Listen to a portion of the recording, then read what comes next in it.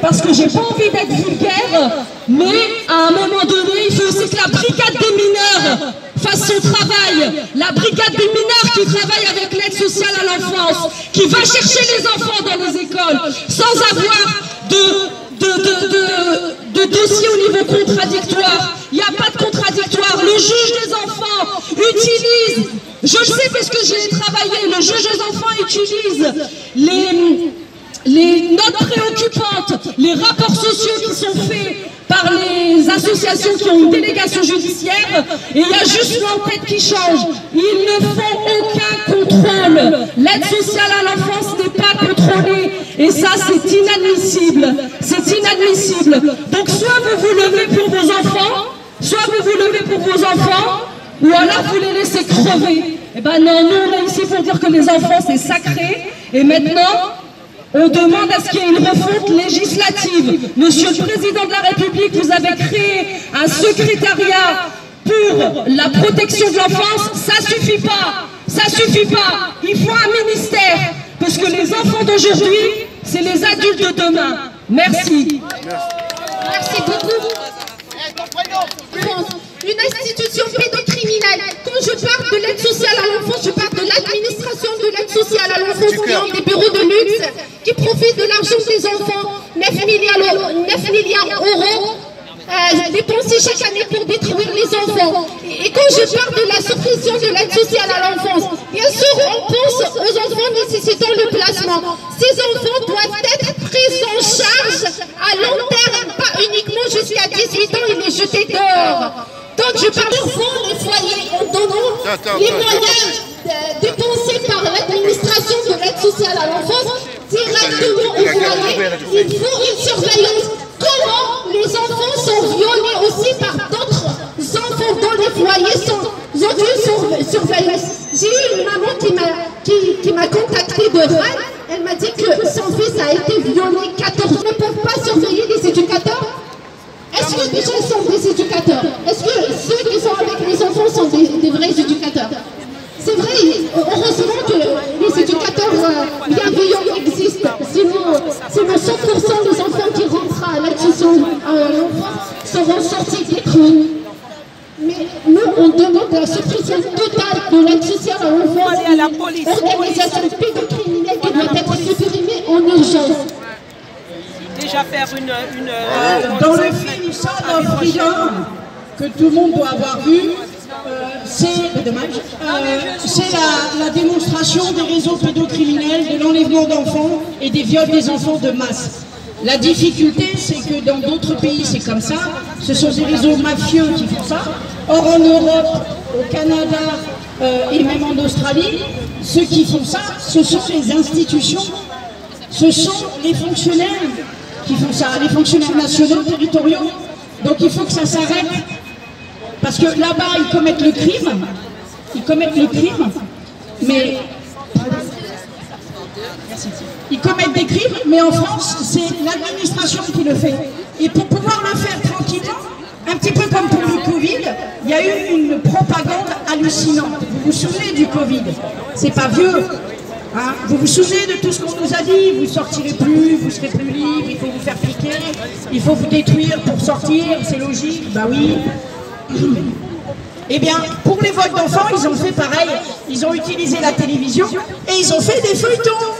Il y a le feuilleton pour les gendarmes, le feuilleton pour la police, le feuilleton pour le juge, le feuilleton pour le procureur, le feuilleton pour l'école. Il y a même des émissions sur les naissances, le feuilleton pour la famille d'accueil et le feuilleton pour la brigade des mineurs.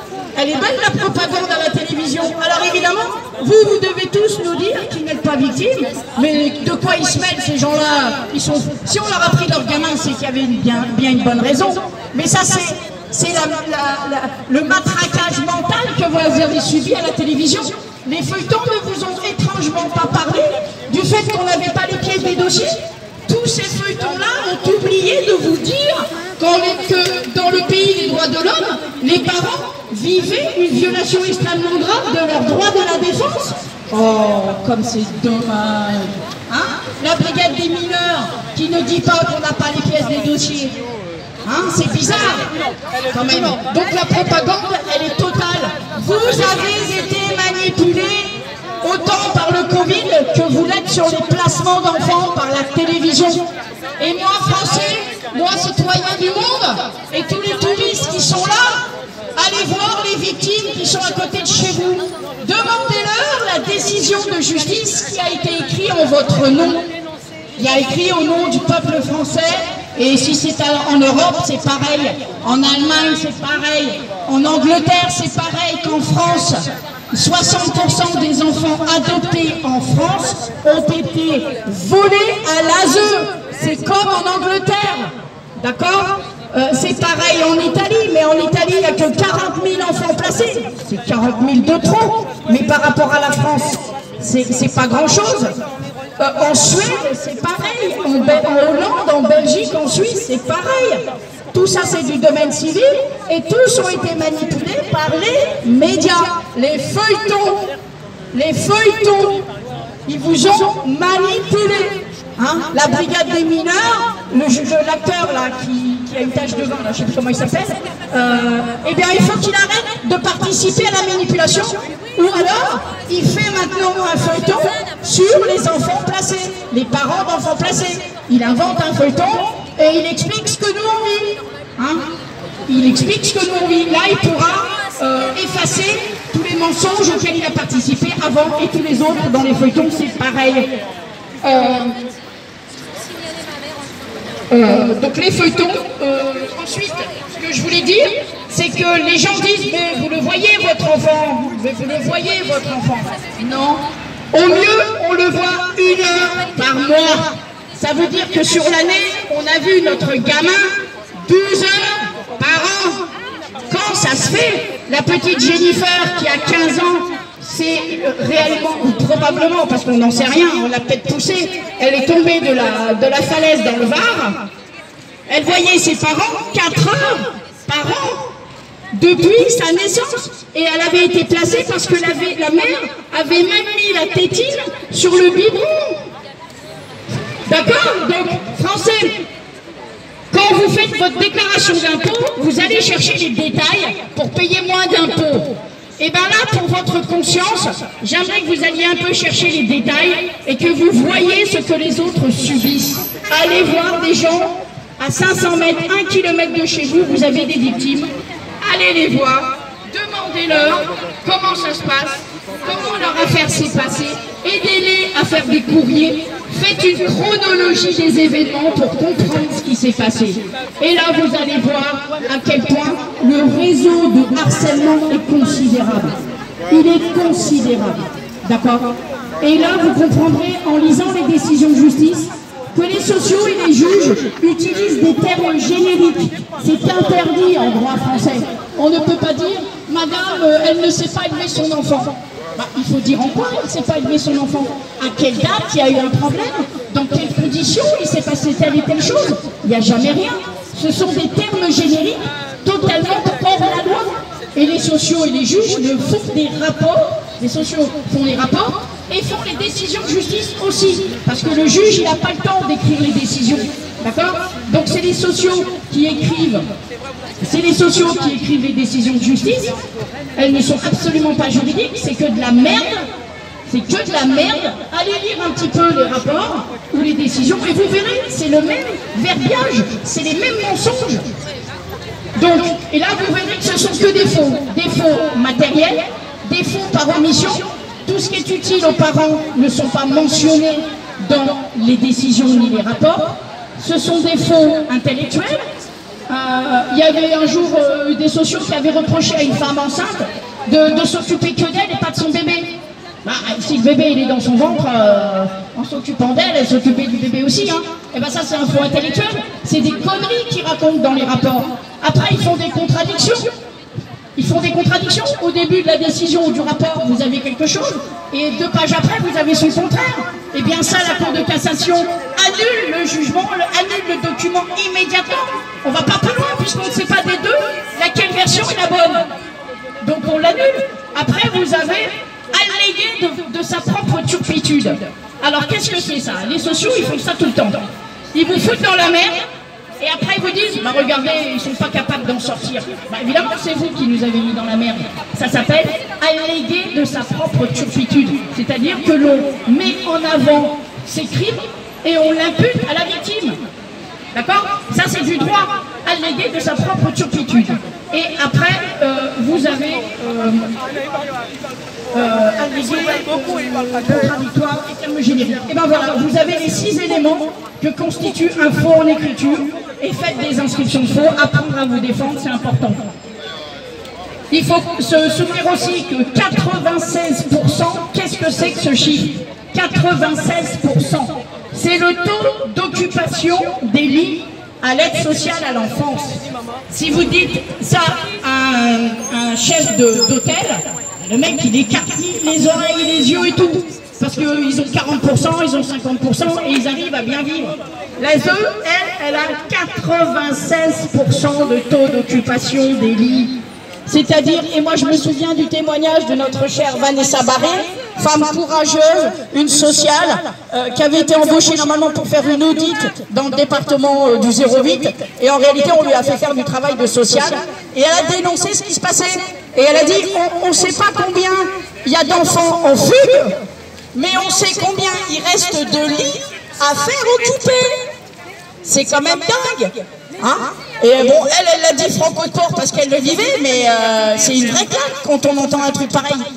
Donc on voit bien que l'objectif c'est de remplir les poches du département, et ceux qui ont inventé ce processus en 58 et en 83, ils se sont dit, mais les gens sont tellement cons qu'ils ne sont pas capables de reculer. Quand quelqu'un fait une connerie, un adulte, il dit à un enfant, bah écoute, t'as fait une connerie une fois, tu vas pas la recommencer. Eh bien eux, les adultes, c'est ce qu'ils font pourtant. Les fonctionnaires, ils font des rapports et ils recommencent. Et ils recommencent et ils recommencent toute l'année, toutes les minutes, tous les dossiers. C'est que du faux. Et ils demandent aux jeunes d'arrêter leurs conneries. Bah, ils devraient commencer par les leurs, ça serait une bonne chose. Et puis ils ont le droit de réparer leurs fautes. Ça s'appelle la rédemption. Ils ont le droit de réparer leurs fautes, de demander pardon et de ne plus recommencer. En faisant ça, on sauvera les enfants. Les parents peuvent demander la copie de leur dossier à l'aide sociale à l'enfance. Et les parents le savent pas. On se fait tellement manipuler par la loi qui est passée par l'avocat ou par eux-mêmes. Ils écrivent mais quand on est social et qu'on veut gagner de l'argent, que de partout, c'est dénoncé de partout. Il y a un moment donné, on se dit, mais on arrête. C'est important. Je vais faire autre chose. Je vais sauver ma conscience. Je vais faire autre chose. Donc les juges, je les invite aussi à faire autre chose. Et je vous rappelle aussi, la plupart et ceux qui sont pour tous ceux qui sont là, viennent de d'écrire langue française et qui peuvent comprendre, il faut savoir que le juge pour enfants, il va vous juger, il voit que et c'est toujours le même sur plusieurs années, il va dire pour la même il y a chose, maltraitance, il va juger les gens plusieurs fois. Je vous rappelle que ça aussi c'est illégal. C'est la On doit CRIP, avoir des juges à chaque fois différents. Pas du tout. On est jugé plusieurs fois pour la même chose. Et pour être sûr, et je vais finir là-dessus, pour être sûr que les placements c'est eux, il y a des gens qui appellent, enfin l'aide sociale à l'enfance, la cour d'appel, elle rend pas les enfants. c'est une machine à gaz. Ils ont inventé le tribunal perpétuel. Mais le et ça, c'est quelque chose d'extraordinaire. Le plus grave, c'est qu'ils embauchent des incompétents. Dit, on va placer vos enfants. Et il y a des gens qui ont comment dire, c'est bien.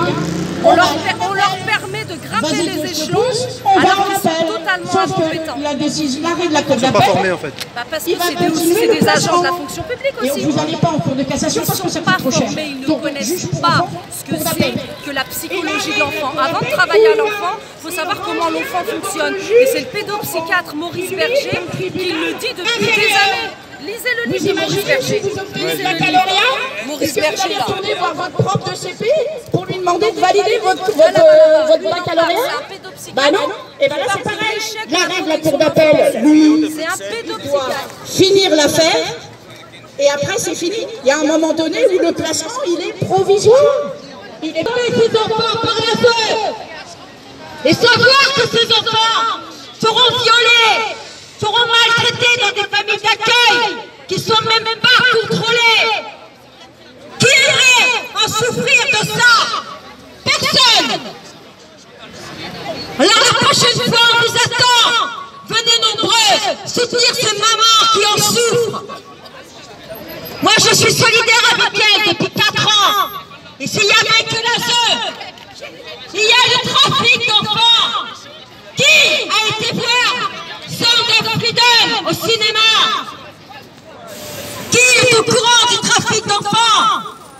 On va chercher des enfants dans des pays pauvres, comme Haïti, l'Afrique, d'autres pays sous-développés, parce que l'enfant qui disparaît là-bas passe inaperçu. La justice s'en fout. Et vous croyez pas qu'à Gaza en ce moment, ils se servent de porc, chère fraîche? Hein? Quand on fout la guerre dans un pays, les prédateurs sont là pour aller chercher des enfants, pour le trafic, alimenter des réseaux de prostitution infantile, du trafic d'organes. Et tous nos élus se tiennent par les couilles avec des viols d'enfants. Oui. Et vous, comme des cons, vous allez voter encore pour ces ordures. C'est écœurant, écœurant. On vit dans un monde dégueulasse, un monde satanique. Voilà ce que j'avais à dire. Merci Francine. J'aimerais vous arrêter de croire les conneries des médias. Vous avez toujours le droit de faire l'école à la maison. Où sont les journalistes? Tout à fait. Tu leur parles de justice. Vous avez le droit de faire l'école à la maison. Pourquoi? Parce que c'est un texte international qui nous apporte un plus dans notre propre juridiction, dans nos propres valeurs.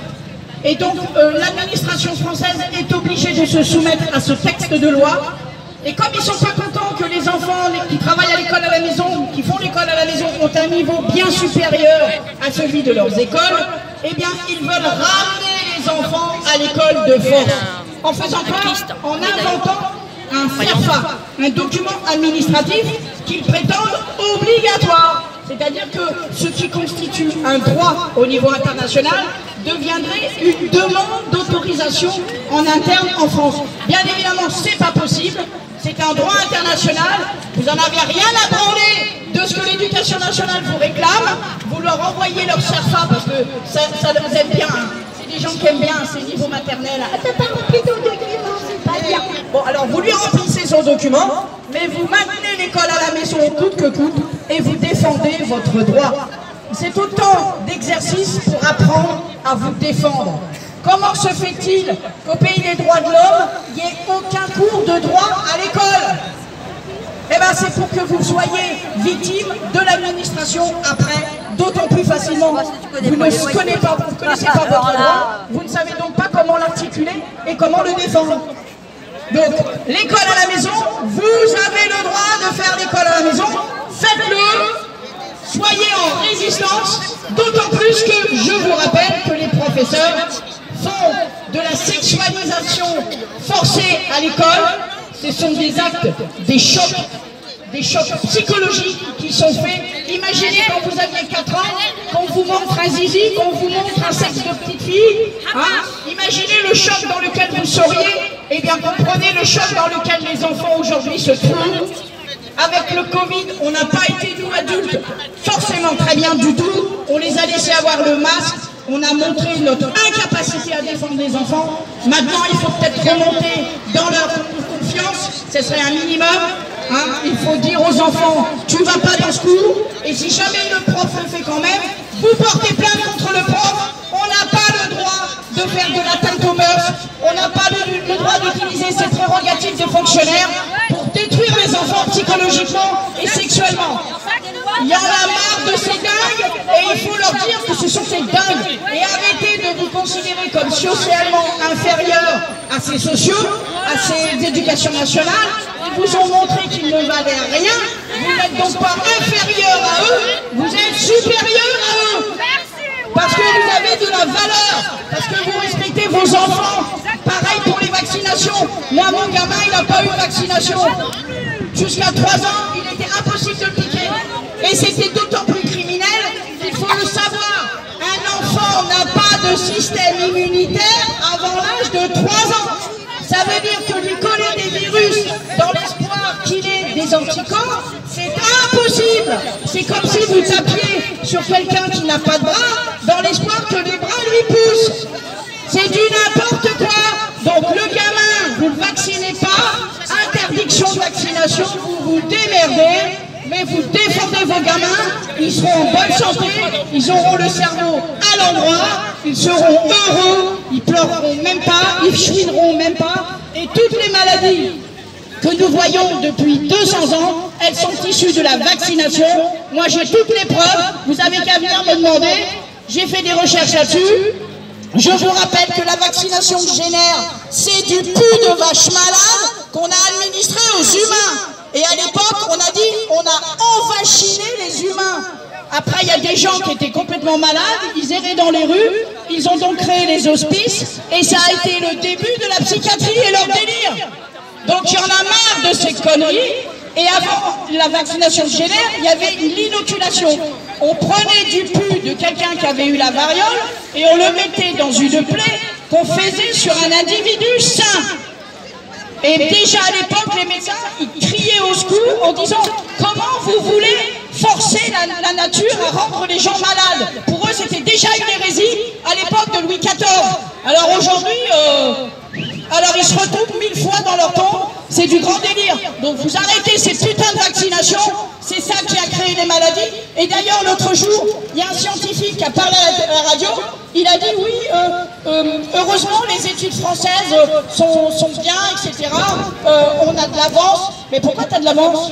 Parce que les Français, ils se sont tapés les vaccinations en 1800, ils se sont tapés les vaccinations obligatoires à l'armée en 1850, ça a détruit les hommes français qui sont devenus les plus stériles du monde, et puis c'est normal, les Français ont été malades avant tout le monde, parce qu'on leur a collé des saloperies avant tout le monde, alors les maladies, elles sont françaises, Charcot, etc., etc., c'est que des noms de Français, évidemment, nous, on a tout pris dans la gueule.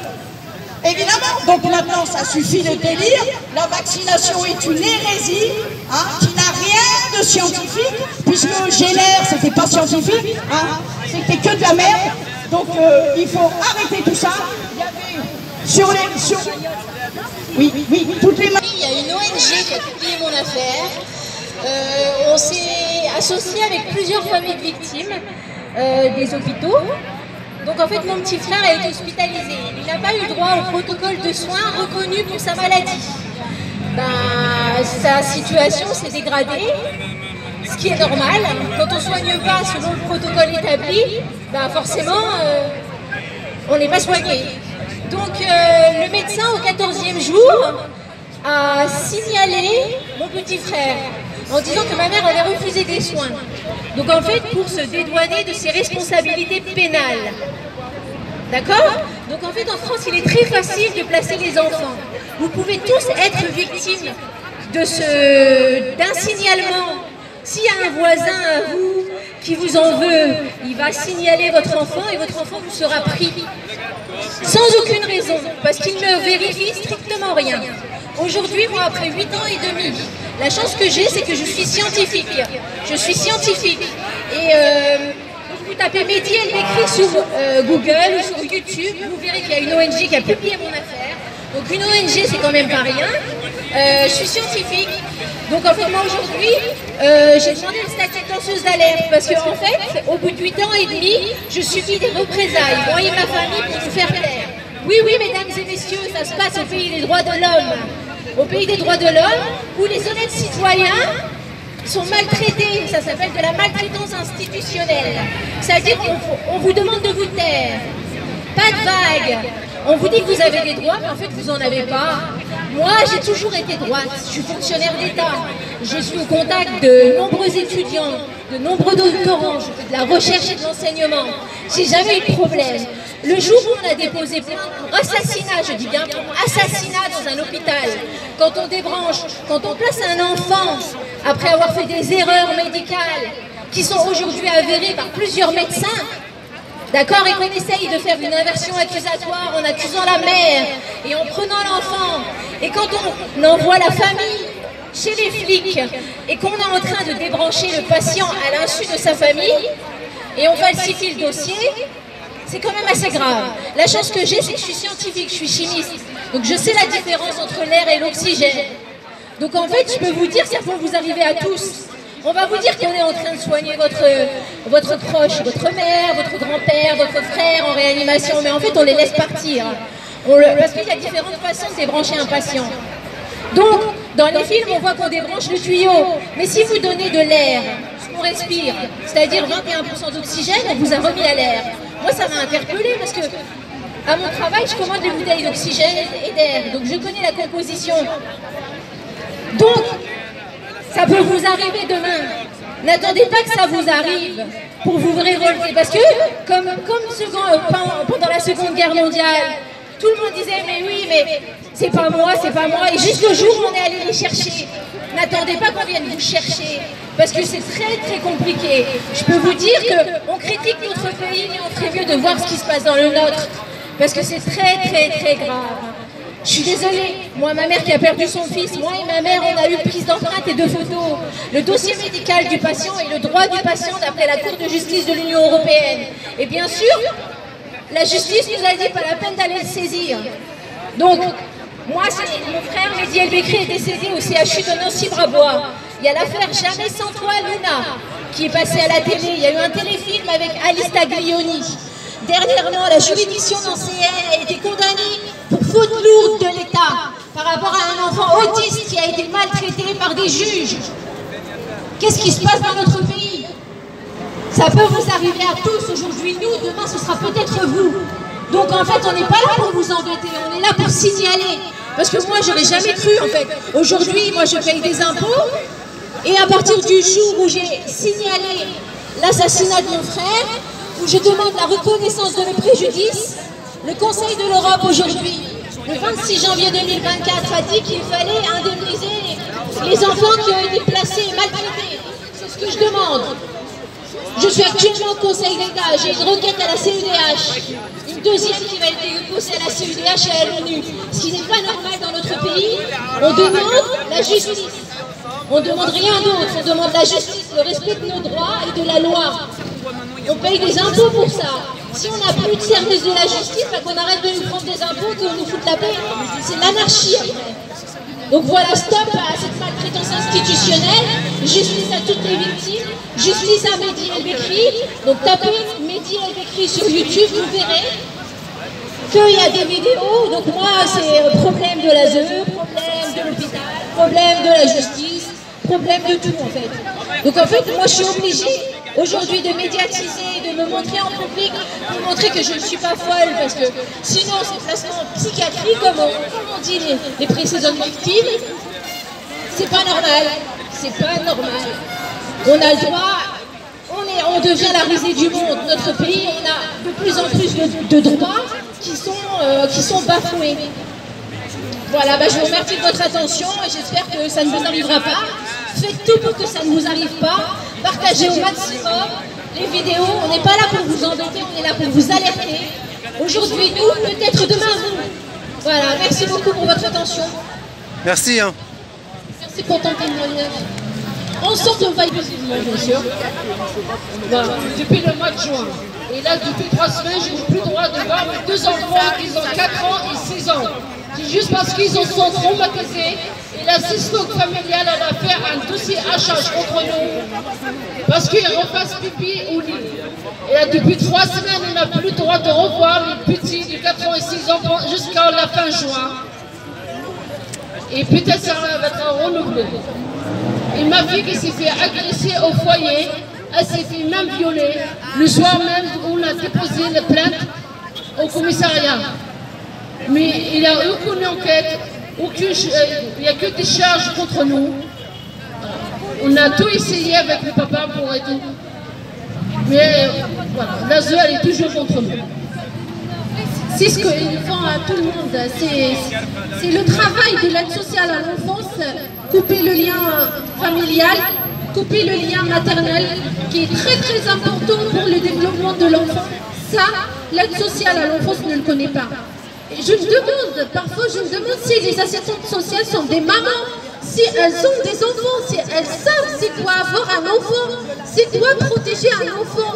Moi, personnellement, mes enfants ne voulaient pas voir leur père. Ils les ont forcés.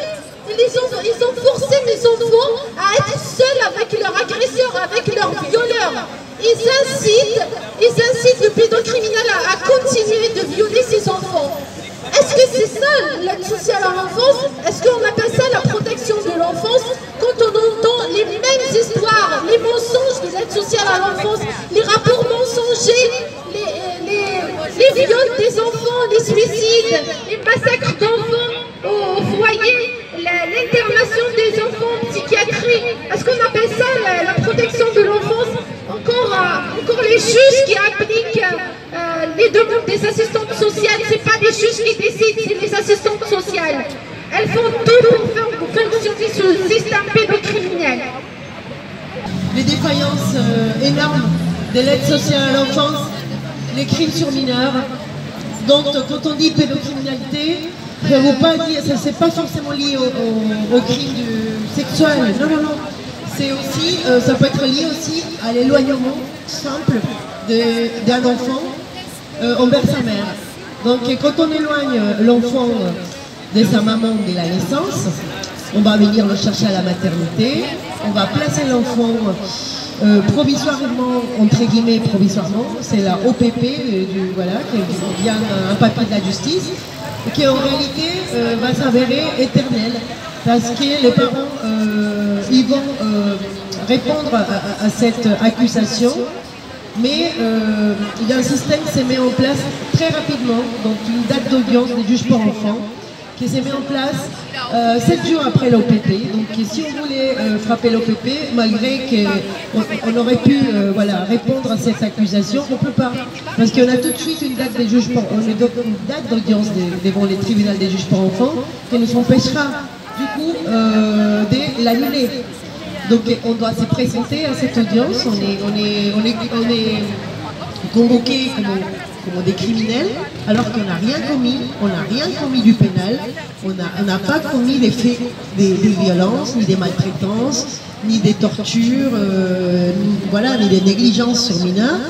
Et ben on va se retrouver confronté à un système qui ne va pas nous entendre, qui ne va pas entendre non plus nos enfants. Il n'entendra pas les enfants, même si les enfants ils souhaitent venir assister à leurs propres audiences. On va souvent silencier l'enfant. On va souvent ne pas le convoquer tout simplement. Et non plus les tiers dignes de l'enfant. C'est-à-dire la famille de l'enfant, elle est aussi exclue. Donc les grands-parents, la tante, la grand-mère, l'oncle, ça compte pas pour l'ASE.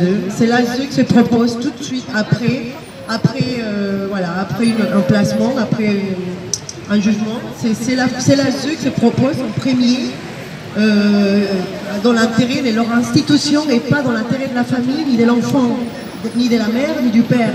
Donc on parle des placements. Placer, c'est l'équivalent des enlevés, kidnappés, séquestrés, retenir un mineur